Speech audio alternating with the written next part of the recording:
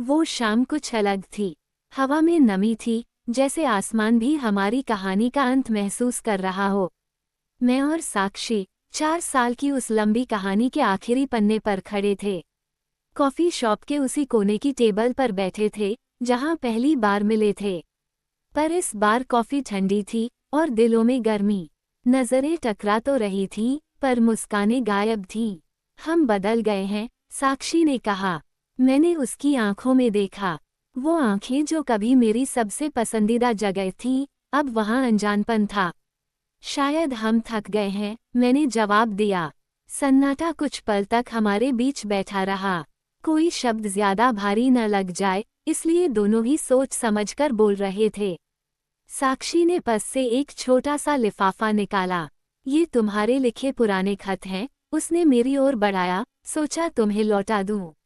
अब इनका मतलब शायद सिर्फ यादें रह गया है। मैंने लिफाफा नहीं लिया। रख लो, मैंने कहा, यादें लौटाई नहीं जाती। उसने हल्का सा मुस्कुराने की कोशिश की, पर वो मुस्कान अधूरी रह गई।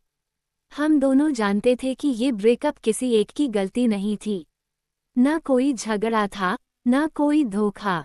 बस वक्त और हालात ने हमें इतना दूर कर दिया कि पास रहकर भी अजनबी लगने लगे। क्या हम कभी फिर दोस्त बन पाएंगे? उसने पूछा। मैंने सिर झुका लिया। पता नहीं, मैंने कहा, कभी कभी अलविदा ही सबसे सही जवाब होता है। साक्षी ने एक लंबी सांस ली, फिर खड़ी हो गई। ख्याल रखना, वो बोली। तुम भी, मैंने कहा। वो मुड़ गई और चल पड़ी। मैंने उसे जाते देखा, धीमे, थके कदमों से, जैसे दिल कह रहा हो रुको, पर दिमाग ने कह दिया हो, अब बहुत हुआ। उस दिन मैंने महसूस किया कि ब्रेकअप सिर्फ एक रिश्ता खत्म नहीं करता, वो एक आदत तोड़ देता है, एक हिस्सा छीन लेता है। लेकिन शायद कुछ रिश्ते सिर्फ एक खूबसूरत अधूरी कहानी बनने के लिए ही होते हैं। मैंने लिफाफा उठाया और पहली बार बिना खोले उसे वापस बैग में रख दिया। कभी कभी अलविदा कह देना प्यार की सबसे सच्ची शक्ल होती है।